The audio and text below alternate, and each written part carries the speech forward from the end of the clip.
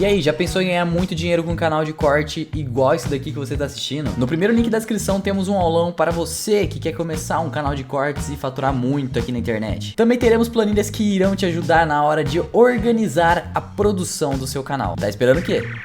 No meio disso, eles iniciaram uma proposta para reforma do sistema judiciário israelense. Falei certo agora. Né? Que gerou protesto, né, na rua. Que gerou milhares de pessoas nas ruas. E eventualmente aí também tem a oposição querendo também ganhar os louros disso. Mas aí você tem centenas de milhares de pessoas nas ruas e não só pessoas normais. Ex-chefe da polícia, ex-chefe do serviço secreto, ex-chefe do serviço secreto interno, ex-chefe do Mossad, ex-generais, falando, parem porque isso está perigoso. Exato, eu vi. E aí o que acontece? Israel... E aí parou. Parou. Temporário. Não se sabe o que vai acontecer. Eu acho que não vai voltar. Perigoso. Eu acho que não vai voltar, porque inclusive assim... falando democraticamente, né? Porque você diminui drasticamente a independência do judiciário, principalmente da Suprema Corte. Isso quer dizer que não há críticas plausíveis e corretas, eventualmente... que há de haver uma reforma no judiciário israelense? Não. A maior parte da população de Israel acha que tem que ter uma reforma. Só que essa reforma teria que ser feita com uma assembleia constituinte, com talvez um referendo, trazer todas as lideranças políticas para sentarem e concordarem de uma maioria muito mais qualificada e não apenas passar uma reforma com maioria que o parlamento tem, porque no momento de amanhã vai ter outro governo e a primeira coisa que esse novo governo vai fazer vai derrubar essa reforma. Entendi. Isso cria instabilidade política e isso é ruim para o país.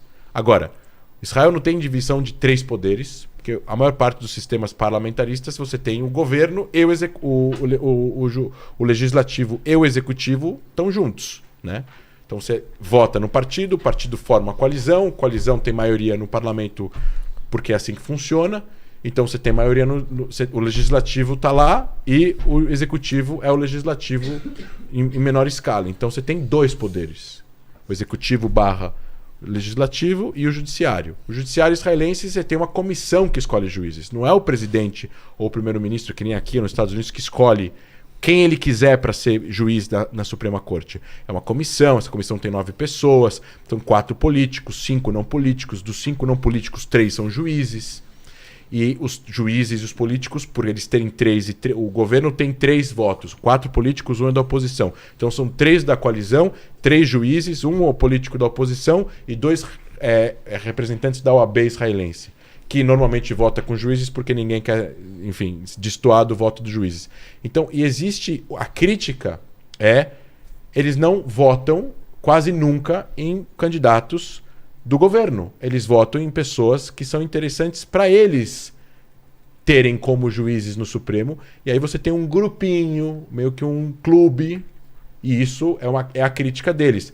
Existe uma... Como se eles fossem uma espécie de um partido político com poder próprio.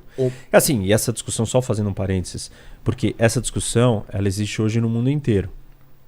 E ela existe aqui no Brasil. Ela é uma discussão sobre a politização do judiciário. Exato. E ela é uma discussão legítima sobre reformas democráticas, sobre aperfeiçoamento das instituições democráticas de qualquer país. Porque a democracia tem problemas e ela precisa se aperfeiçoar, se modernizar, entender onde que não foi pensado, que estava dando uma falha, que iria dar um bug, que ia dar um problema. E essa área está se mostrando uma área problemática. Seja para quem é de direita ou para quem é de esquerda. Se você está no Brasil, se você é de direita, você vai reclamar do STF brasileiro muito mais. Hoje, antes, outros reclamaram, mais à esquerda.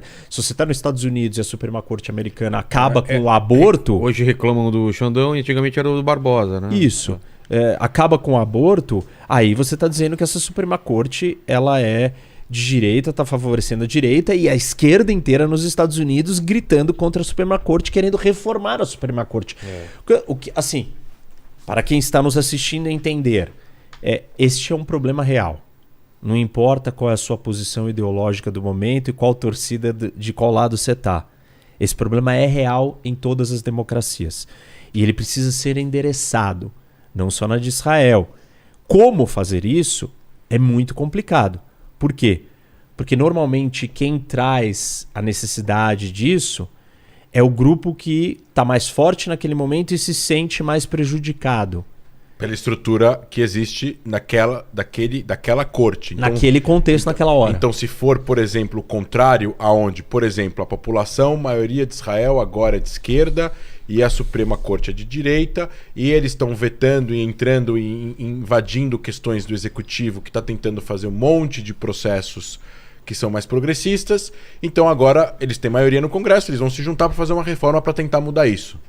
E aí tem protestos daqueles que são de direita ou mais conservadores para evitar que isso aconteça.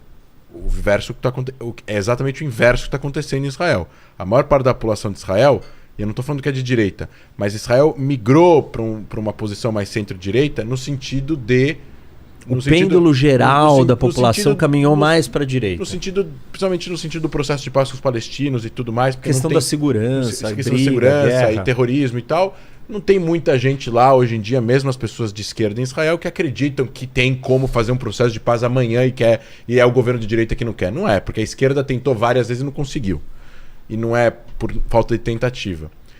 Mas o grupo de pessoas que são os juízes do Supremo é um grupinho mais seleto, é um grupinho mais liberal. Ashkenazis, que são judeus europeus, de Tel Aviv, que é um lugar mais super liberal, e o pessoal mais da periferia, o pessoal que sabe que tem uma condição econômica pior e tal, se sente prejudicado, fala assim, eu queria ver mais juízes defendendo os valores tradicionais, aquela coisa mais ligada conservadora, com a família, com a religião. E aí o que acontece? Tem um juiz em Israel que foi presidente da Suprema Corte, que chama Aaron Barak, em 92 ele fez uma interpretação de uma lei onde eles podem, no Supremo israelense, abrir o que a gente chama de pedivista, mas aqui no Brasil, mas ele consegue interpretar qualquer coisa e interferir na decisão, inclusive do executivo. E eles fizeram 22 cancelamentos de leis que o parlamento passou por questões de direitos humanos. Eu acredito que a maior parte deles estava, no sentido moral e ético, estava correto. Só que o que mais incomodou o governo, ou governos israelenses, não só de direita, mas de centro também, é as interferências que o Supremo fez nas decisões do executivo. Não em leis do legislativo, mas em decisões do executivo. Por exemplo, em 2008, Ehud Barak, que era o ministro da Defesa do Partido Trabalhista de Israel, tentou parar o envio de gasolina para Gaza. Porque ele viu uma tendência, ele deve ter visto coisas do serviço secreto, dizendo que se eles continuassem mandando gasolina para Gaza, ia ter uma guerra em 6, 7 meses com o Hamas em Gaza, que estava usando essa gasolina para se armar. Ele cancelou o envio de gasolina. Porque a Gaza comprava gasolina de Israel. Eles podiam comprar do Egito também, mas compravam de Israel. O Supremo bloqueou a decisão do executivo e falou, você não pode deixar de vender gasolina para Gaza. E Israel se viu obrigado a continuar vendendo gasolina para Gaza. E em 7 meses teve a primeira guerra em Gaza.